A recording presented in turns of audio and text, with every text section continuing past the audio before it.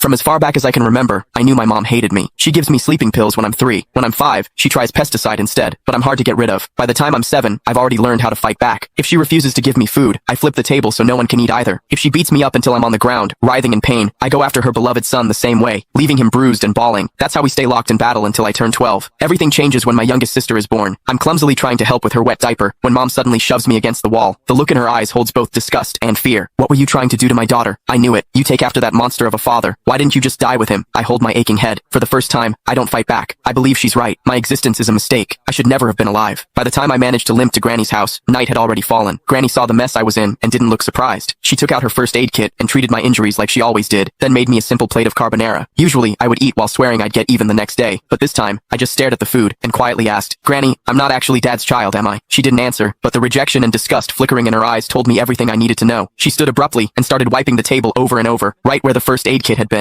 That was when I realized that my blood was something they all wanted to stay away from. I was the son of a rapist. No wonder mom hated me. A sickening feeling rose in my throat. I bolted outside and leaned against the fence, retching. The night air stung the scrapes on my face. Before, whenever mom hit me, I told myself she owed me for every bruise she'd inflicted on me. One day, I'd make her pay them back. But now, I didn't think I could even look her in the eye. I didn't stay at Granny's. She didn't come after me either. Instead, I wandered the streets with no idea where to go. That was when I saw a family outside a restaurant. They were celebrating someone's birthday, smiling and laughing. The woman in the middle was probably the mother. She looked so happy that I instinctively took a step back. Last year, on mom's birthday, she'd smiled just like that before she saw me. The moment she saw me walk in, her smile vanished, replaced with utter disgust. Back then, we had an essay with the theme, My Mother. I wrote that mom was a heartless villain. My teacher dragged me into her office and lectured me for an entire period. I barely heard most of it. I only remembered her saying, "No mother in this world would ever stop loving her child." I believed her. I saved money from collecting recyclables and bought my mom a birthday cake. I just wanted a hug, the same kind she gave my brother, Casper Willis. But her frigid expression was like a stab in the heart. I felt like a fool, standing there with that cake in my hands. Anger overwhelmed me. When no one was looking, I went out and caught a couple of frogs in the garden. Then, I hid them in the cake. I could still remember the way she screamed when they jumped out. Back then, I felt a twisted sense of satisfaction. I thought she didn't deserve to be a mother. I thought she had it coming. But now, I know the truth. The one who didn't deserve anything was me. My existence itself had hurt her. As I watched that mother's smile through the restaurant window, I made a decision. This year for mom's birthday, I would give her a gift she would truly be happy with, one that would free her completely. I decided to die. Once that thought took root in my mind, my steps felt lighter. I even started planning how to do it without troubling anyone. I needed to do something that wouldn't leave a mess. But before I could carry out my plan, a patrolling officer spotted me and brought me home. Mom answered the door. As the door shut behind us, I stared at the floor, unable to meet her eyes. Her icy tone sliced through the air. "Why didn't you just die out there?" I almost snapped back, but I forced the words down before they came out. Still, as I stared at her back, I couldn't stop myself from asking, what would you do if I really did die? Would she be the least bit sad? "If you've got the guts, hurry up and do it. I'd celebrate." She walked straight into my sibling's room and closed the door. I stood rooted to my spot in the living room. After a long while, I wiped my face and let out a humorless laugh. Mom would definitely like the birthday present